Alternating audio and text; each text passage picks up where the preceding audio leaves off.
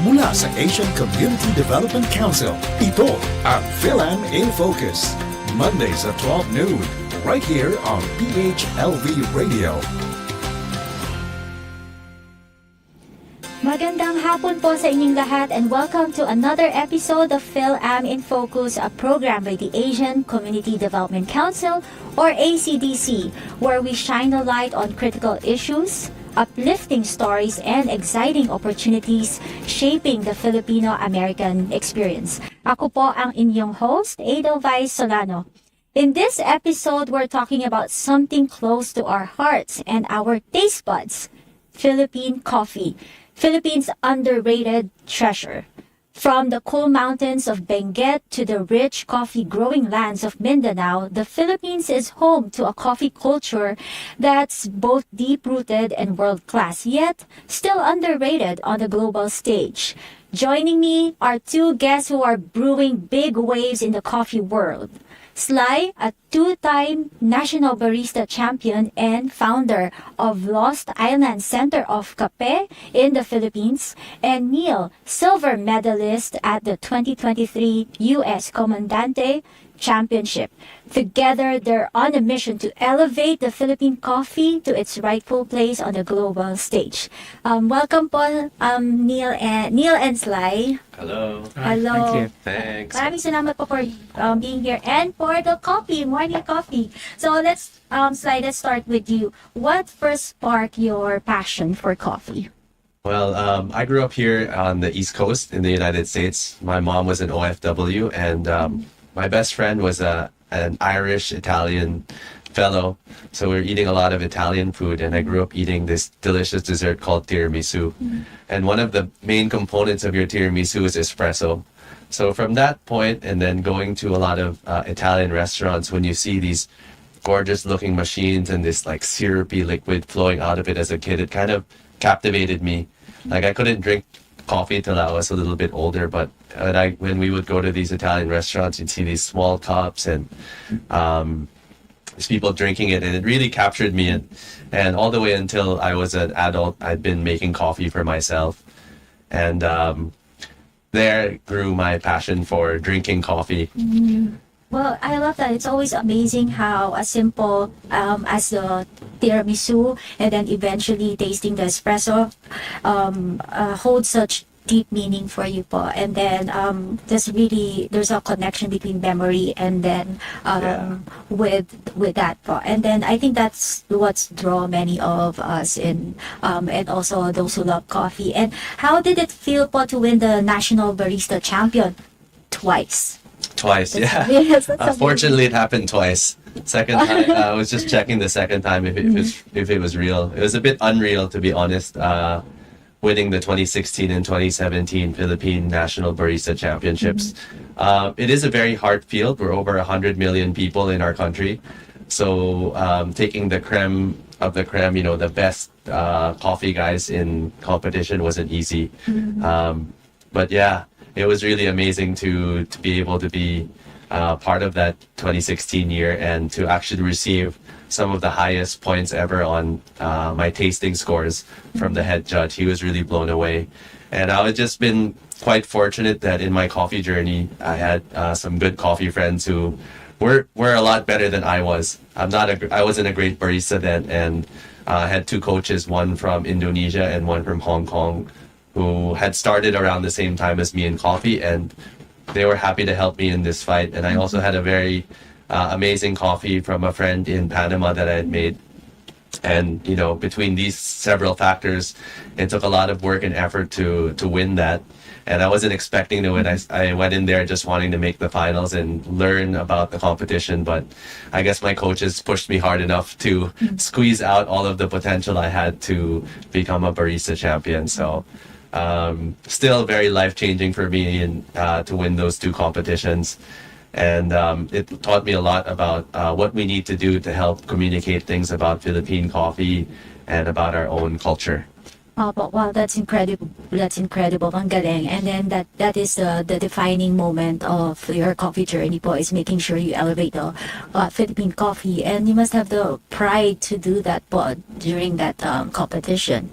Yeah, it was really nice. The national competitors from several countries around the world, it depends year on year. There's up to 60 or more competitors from different countries that we competed with. And in 2016, the Philippines placed 14th. I think it was the highest rank at that time. Wow. Yeah. And then I'm happy that the succeeding competitors have gone much farther. So yeah, we have a lot of talent in Filipino baristas from all around the world in the Philippines. I'm just one of the many, to be honest with you. Pero ang galing po, but you're making waves na rin po for in the coffee industry, Yeah, just all like of us many are. So much pride in our That's- industry. That's great po. And I'd love to hear your journey po, Neil. What inspired you to become a brewing champion? And also, how did it all begin? Yeah, I've just been a coffee fan all my life, ever since I was a kid. I grew up as an army brat, so just the standard American culture of, waking up in the morning, getting coffee, that kind of just got ingrained to me when I was young. Going through the military career and afterwards, I kind of found a deeper appreciation when I went back to the Philippines and found out specialty coffee while I was there. And that just got me into the rabbit hole of coffee even more. Not really looking forward to having aspirations to win competitions, but yeah, I think just being able to go into a competition and place as high as I did is really just justification of like the people who trained, like Sly said. It's really about the people who helped you along the way, the mentors that we have in coffee, and it's actually really impressive how many Philippine baristas and roasters and coffee pros are around the world, in the Middle East, in Asia, here in the States, Europe, Australia, exactly. Filipino baristas are, very talented globally. So, yeah, it's just a matter of, kind of just, like I said, it's more of justification that those Filipino coffee pros who trained me taught me the right things. And that's kind of where I came to be where I'm at now. Well, thank you po for sharing that story, and it's great to hear that you've turned into your passion to and passion to into your calling. And I love what you said that it's about the people who have supported you, just like what Lai shared earlier. Is the coaches, the mentors who help you be good at what you do. And going back to Sly, you found the Lost Island Center of Kape, or LIC for short. Right, yeah. And were there any challenges and successes when you set up the coffee shop business?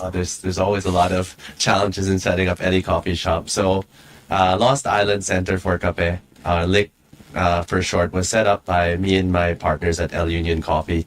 So since we had been promoting Philippine coffee with the Department of Tourism and doing a lot of events, we wanted to work on a project or a coffee business which would promote Philippine coffee within our own islands to tourists.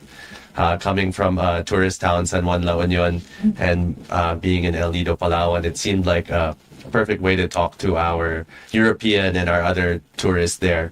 So we set the roastery up to take on this challenge of talking about Philippine coffee in a new way and supplying Philippine coffee beans to tourist companies there in Palawan. And I guess the biggest challenge was COVID. We had set up a very, very small roastery in 2019, and in 2020, our whole industry was shut down. So it was a really big challenge for all of us, not only us in the coffee business, but all of our friends in hospitality. The Philippines economy is reliant on tourism and our hospitality workers. So all of us took a big hit then. And it was fortunate for us in coffee because people could still drink coffee. And I think a lot of our modern day Philippine and global coffee culture is based on what happened in pandemic. And that was really people taking power of making their coffee at home and really learning the intricate details together as a community, as a local and as a global community. So we were still able to survive by, selling beans online, doing online discussions. And actually, one of the things we did at that time was to empower our El Nido community and do a Kape camp. So the Kape camp was there to help people get basic ideas and skills so that they could make better coffee as a tourism industry. And what's great is that Kape camp has sprouted, I think, at least 3 or 4 coffee shops within El Nido. Yeah, our friends who had joined had the confidence to go forward and start brewing coffee and start having their own shops. So I'm really happy about that one. That's great po. So it's not just about the Kape, but also Komunidad. So it's ensuring that you create jobs and you continually educate and empower the local farmers and the El Nido community. Yeah. And then ano po, Neil, what makes it the Philippine coffee so special and compared to, other beans? That's a great question. I think besides, for us Filipinos and having a connection to the motherland, the country that we're from, it's more on also understanding that our high-grade quality coffee is very rare. And so that's actually what makes it more special, in my opinion, besides our connection to it, because the Philippines produces coffee, but it doesn't produce enough to meet its own consumption. So Filipinos in the Philippines, they're drinking a lot of stuff from Vietnam, Indonesia, Thailand, and other places around the world because that's how much coffee Filipinos drink. Now, when we talk about specialty coffee, it's it's only been coming up over the last decade or so, and the volume is still not there compared to how specialty high quality coffee is grown in Latin America, in Africa, and other parts of Asia. We're still catching up as a country. So yeah, the fact that it's rare but the quality is getting better is very it's something very valuable to consider when you're trying to promote Philippine coffee.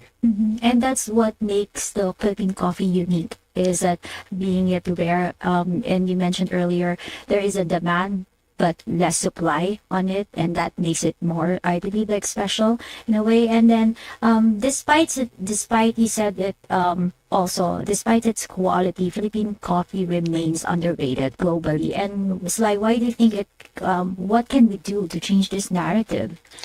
Well, yeah, one of the things we're doing together is creating awareness for Philippine coffee and telling people that it exists out there. Like Neil said, it's very rare, and it's almost like going on a hunt to find it. It's so hard to find, and the good quality ones are even harder. So if you look at Philippine coffee, a lot of it goes into more of a commercial taste, which is hard to distinguish from other coffees when it's done and when it's prepared in that way.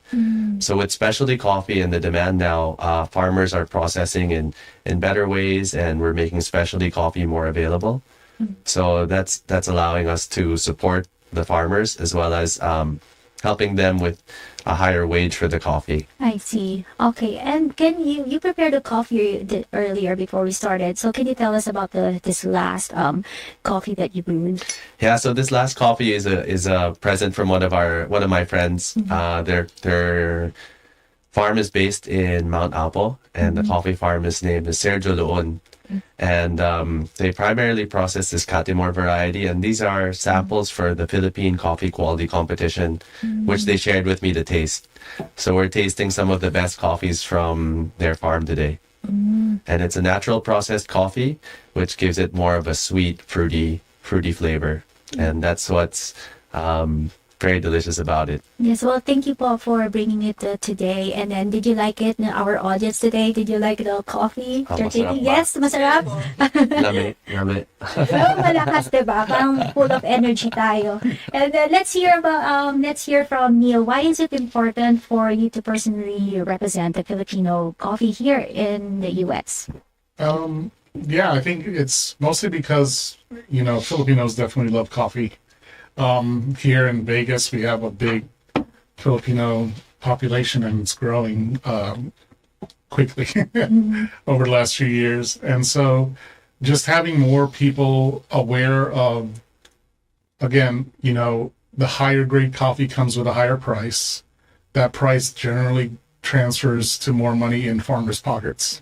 And that's kind of what we're trying to champion is, if the hard work is done at the farms, farmers can get more for their crop. And, having more exposure here in Vegas, which is, pretty kind of big city. I don't know.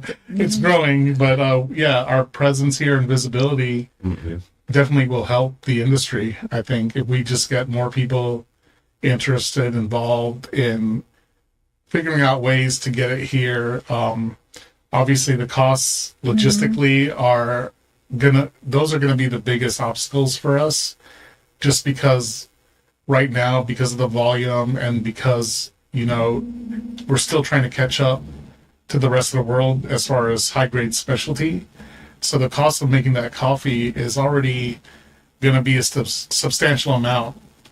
And to get it here landed in the States for, us to promote is going to be the biggest, obstacle to, make money from it as well, because we want to, give back, but we can't really promote it if we're not making money to sell it as well. So, yeah.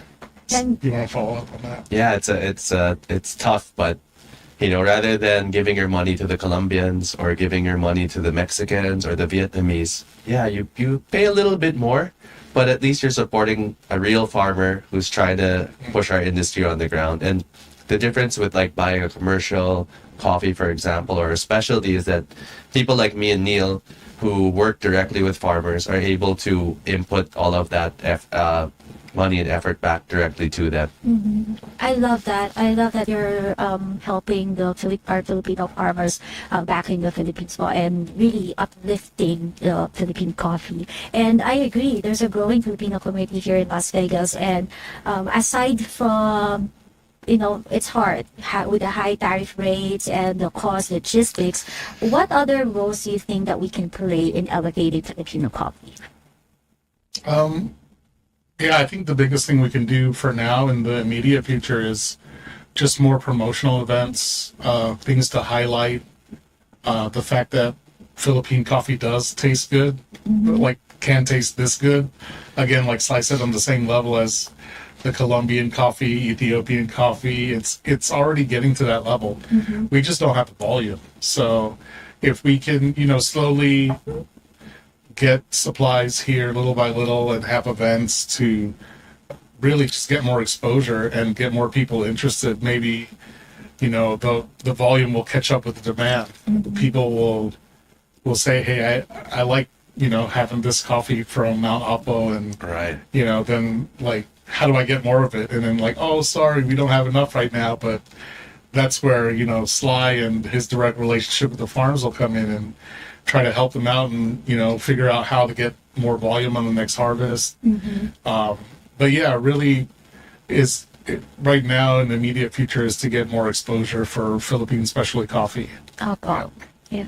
Yeah, I agree with Neil. Definitely awareness is the big thing. And then, supporting more of these events. If we can get that demand, then of course I can go back to the farmers and say, let's plant some more and let's share it with these guys. Yes, well, actually, I'm so excited to be able to speak with the two of you about this. And as a newbie in the coffee and learning to drink coffee, I love that I'm learning about coffee, Philippine coffee and the industry and how we can help it. So I commit really to sharing the coffee, and my family loves coffee. So yeah, I'm really into like learning and promoting our coffee industry in the Philippines. And as someone like me who's just learning to learn about coffee, what advice can you give to Filipino who's just starting to get into coffee, just like me? What advice? One is to look for some Philippine coffee roasters here if you're based here in the U.S. or wherever you are around the world. There are a handful of them here and there that are selling coffees. Like I think one of my friends here, they have a roastery out of the East Coast called Kalat, and they roast some Philippine coffees out of that place. And some also are popping up here on the West Coast. I have to see what their names are, but that's one, is to try and find some Philippine coffee to buy. And second is, when you go to the Philippines, take some back with you, or visit some coffee farms. Take a holiday to a coffee growing area like Benguet or Mount Apo or Bukidnon, and you can visit them for yourselves and encourage the farmers there themselves to keep going. A lot of them are unfortunately already older, in their 60s. So seeing that there's such a strong demand will also get young people and their kids into it as well. I see. Definitely po, pag bumisita ako sa Pilipinas, pupuntahan ko yun, not just in Benguet, but sa sa inyong coffee shop Yeah, and it in goes everywhere Palawan. in the Philippines, from Palawan to the high mountains to the seas. So there's no excuse not to visit. I know this is such a interesting topic po. I know that 20 to 30 minutes not enough. I hope you'll be back soon po again to tell us and educate us on the Philippine coffee. And finally po, Neil, what's one thing you hope people in the U.S. will come to appreciate more about Philippine coffee? It really, again, like I said before, it's the fact that the specialty coffee quality is much better than before. It's always been getting better. I've had amazing coffees 5 years ago, and then amazing coffees today. In general, though, it's more of the volume catching up with the quality, the quality is always rising, but sometimes our volume for that quality doesn't match. But it's starting to get that way where, the really good tasty coffee that we have now, that we tasted over the last couple of weeks, the volume is catching up. So if we can get a lot more people, a lot more coffee shops, pop-up carts, cafes and roasteries here on the West Coast. I only say the West Coast because it's easier logistically. Yeah. So, establishing a base pipeline here on the West Coast is going to be a good start, I think. Yeah. Thank you po. Magtatayo na ako ng coffee shop dito. And focus on Filipino beans po. That would be great. Yes po. And then may any final kung may events po kayo sa inyong coffee shop back in the Philippines that you would like to? Well, yeah, there's a lot of great events going on. The next one, I believe, is the Philippine Coffee Expo. So that's happening, I think, in Manila in the first week of May. And there's going to be events from a lot of other organizations.